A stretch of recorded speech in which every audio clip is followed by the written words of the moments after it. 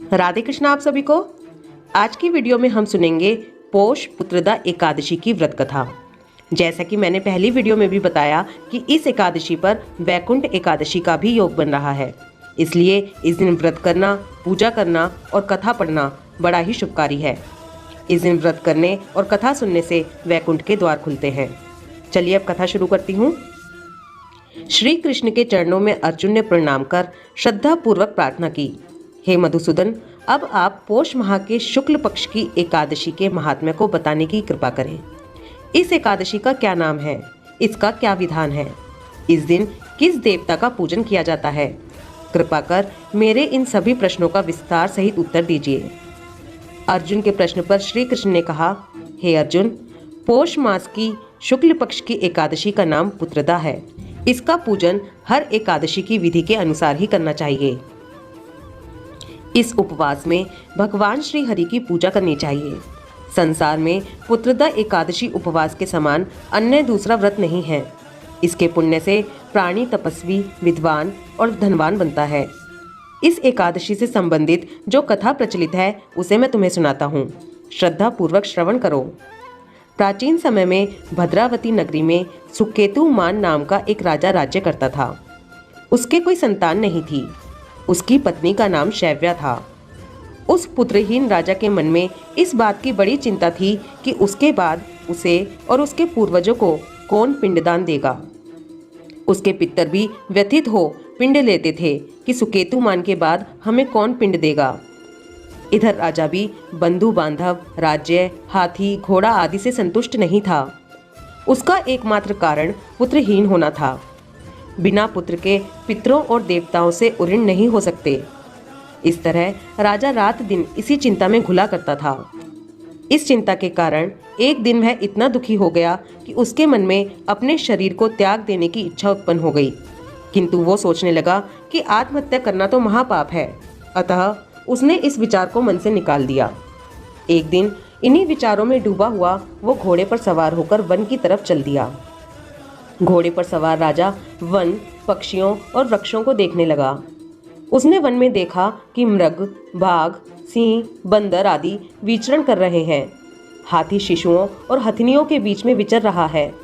उस वन में राजा ने देखा कि कहीं तो सियार कर्कश शब्द निकाल रहे हैं और कहीं मोर अपने परिवार के साथ नाच रहे हैं।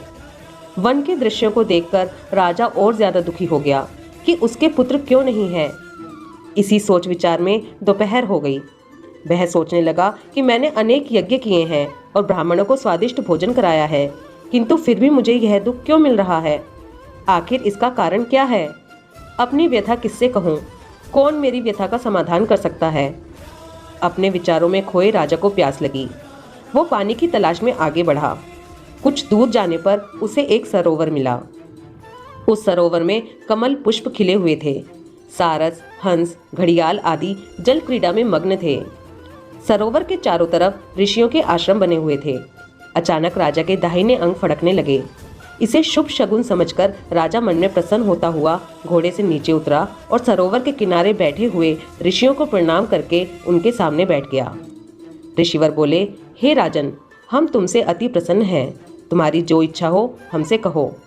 राजा ने प्रश्न किया, हे विप्रों, आप कौन हैं और किस लिए यहाँ रह रहे हैं?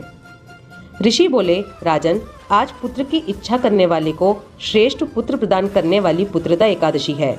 आज से 5 दिन बाद माघ स्नान है और हम सब इस सरोवर में स्नान करने आए हैं। ऋषियों की बात सुन राजा ने कहा, हे मुनियों, मेरा भी कोई पुत्र नहीं है। यदि आप मुझ पर प्रसन्न हैं तो कृपा कर मुझे एक पुत्र का वरदान दीजिए।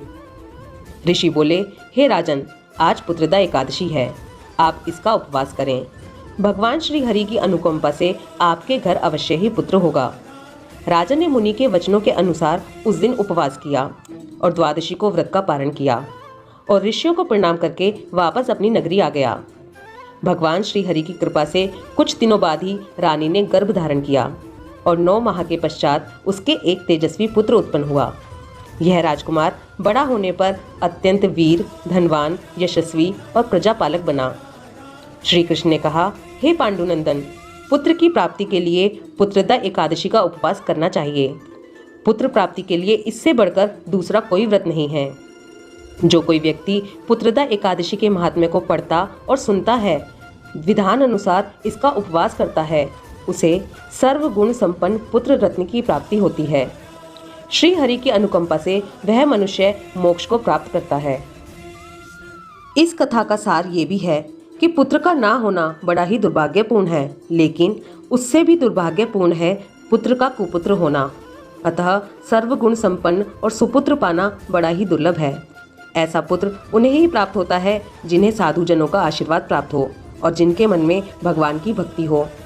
इस कलयुग में सुयोग्य पुत्र प्राप्ति का श्रेष्ठ साधन पुत्रदा एकादशी का व्रत ही है।